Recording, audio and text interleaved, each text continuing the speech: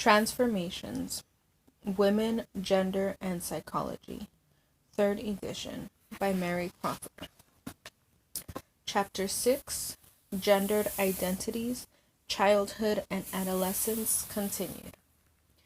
Gender Schema Theory.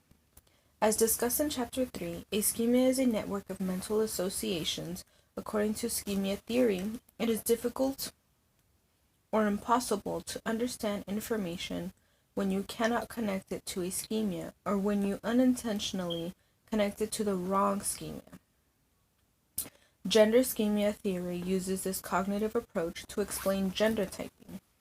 Like other schemas, the gender schema is used by the individual as an aid to thinking and understanding.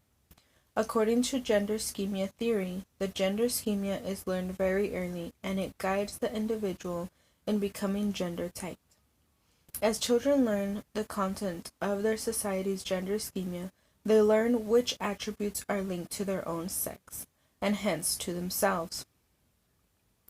Gender schema theory conceives of gender typing as a readiness to organize the world in terms of gender and to process information in terms of gender association. This is more than just learning how boys and girls are ranked on each dimension, that boys are supposed to be stronger than girls, for example, but also that the dimension of strength is more important in evaluating boys.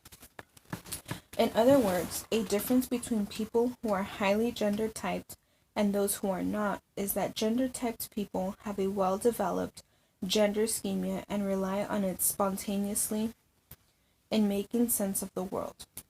They are gender schematic. Less gender typed people have less developed gender schemas and rely more on other schemas that are gender aschematic. The difference is a matter of degree, because everyone in our society has developed some sort of schema for gender. Gender schema leads to selective attention and selective memory. In one experiment, 5 and 6-year-old children saw pictures of boys and girls doing stereotype consistent activities, such as a boy playing with a truck, and a stereotype inconsistent ones, such as a girl using a hammer. A week later, when the children's memory for the pictures were tested, they tended to misremember the stereotype inconsistent pictures. For example, they thought they had seen a boy using a hammer. This study suggests that as early as the age of 5, children have gender schemas and use them to filter information as they categorize the world around them. By this age, they already believe that certain occupations are for men and others are for women. When asked what they would like to be when they grow up, they are likely to choose an occupation that is stereotyped for their gender. Gender schema theory suggests that children can be brought up in ways that minimize the development of a gender schema, and thus bypass gender stereotype thinking and behavior.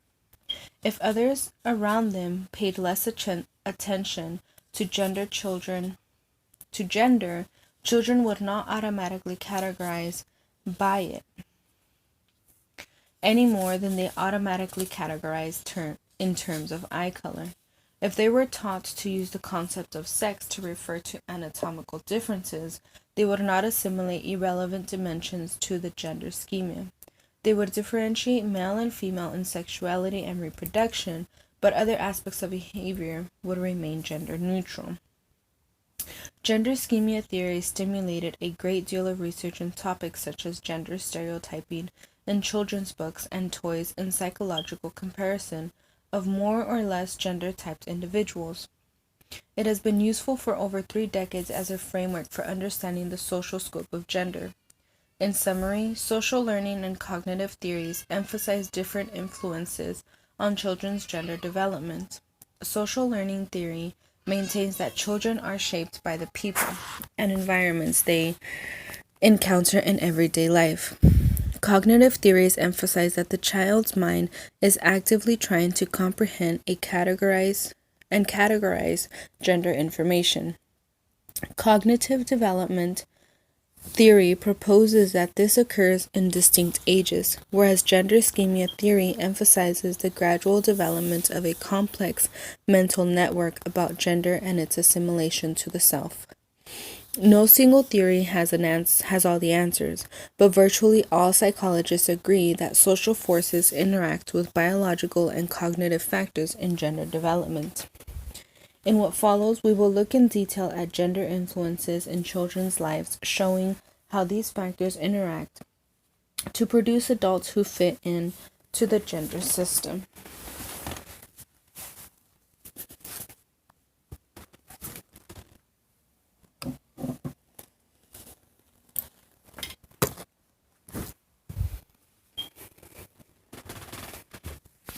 Gender in the child's daily life.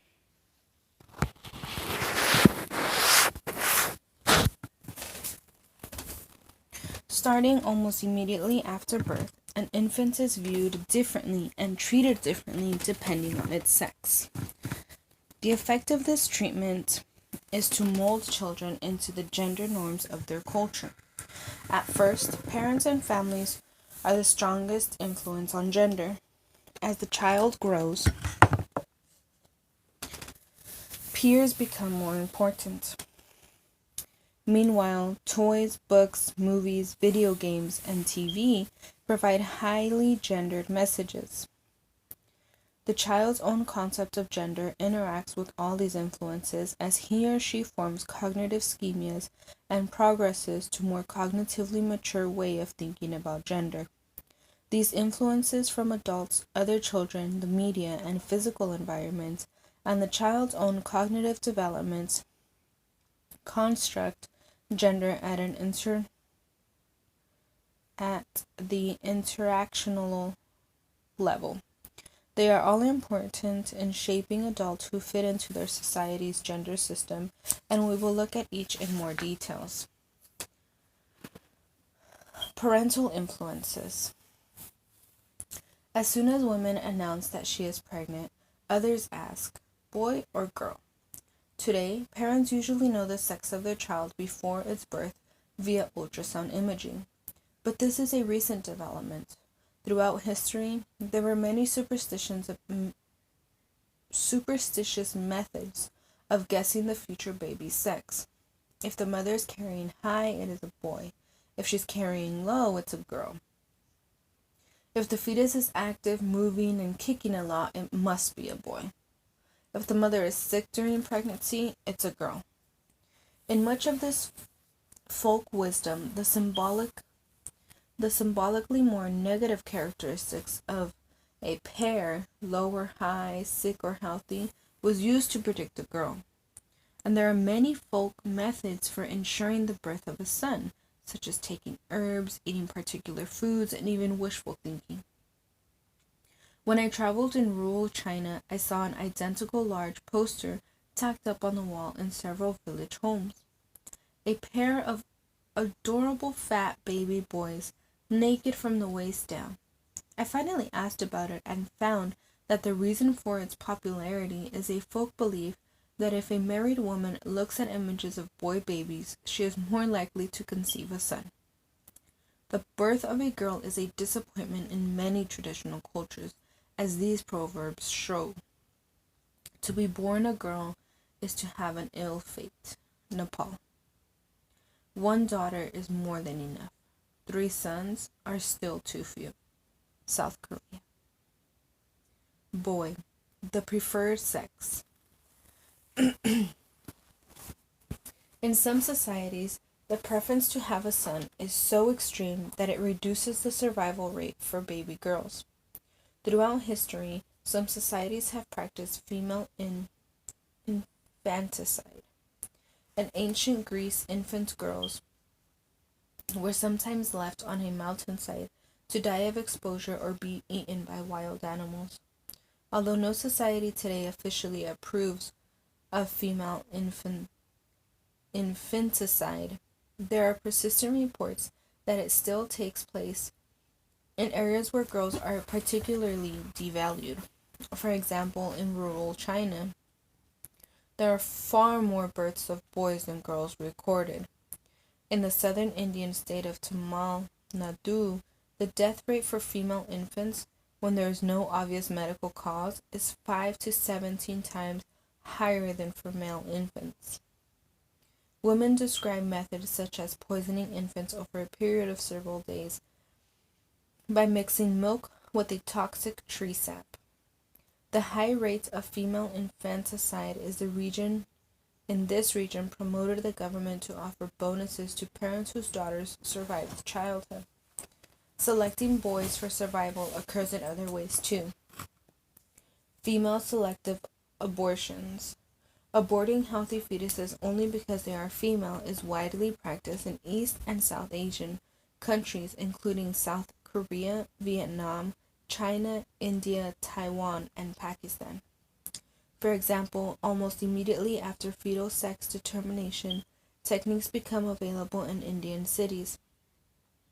Social workers reported huge imbalances in the gender ratio of aborted fetuses. One study of 8,000 abortions showed that 7,997 were female fetuses. Estimates of the number of women missing from the world's population due to the preference for sons range from 115 million up to 200 million. The problem is most acute in societies where there is an increasing prosperity, allowing couples to pay for fetal sex tests and medical abortions, along with strong traditional ideas about the great worth of sons, method of sex selection abortion, female infanticide, and neglect of baby girls are common knowledge in these societies, and have severely affected the sex ratio in many countries. In China, officials predict a future shortage of some 30 to 40 million women, meaning that an equal number of men will never be able to marry.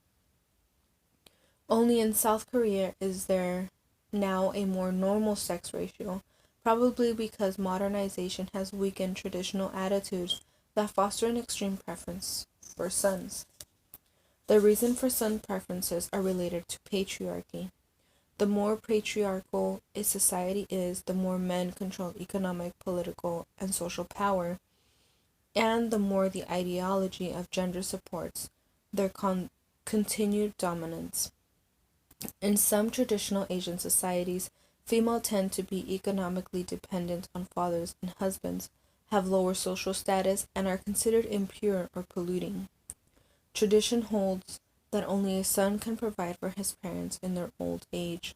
All of these factors combine to influence both women and men to prefer having sons and avoid having daughters.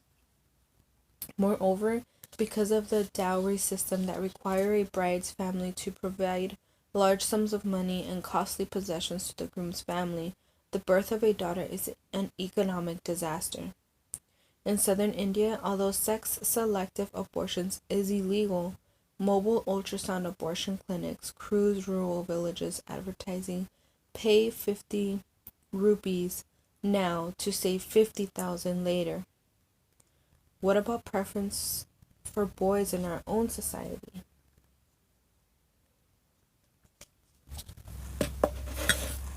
The Gallup poll, which measures the attitude of large representative samples of U.S. adults, has asked in 10 polls since 1941.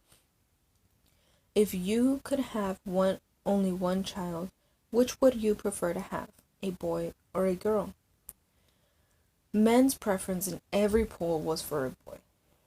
In the most recent poll, men favored a boy over a girl by 49% to 22%. Women were more evenly divided. 31% favored a boy and 33% favored a girl. The remaining men and women expressed no preference. There's no way to know how often prospective parents are using sex-selective techniques or female-selective abortion in the U.S. In-depth interviews with 65 married Indian women living in the U.S. who had sought prenatal ultrasound services revealed that 40% of women had terminated prior pregnancies with female fetuses, and 89% of those carrying female fetuses in their current pregnancies obtained an abortion. The women reported pressure to have a son from female in-laws and husbands. 62% described verbal abuse and 33% described physical abuse due to failing to produce a male child.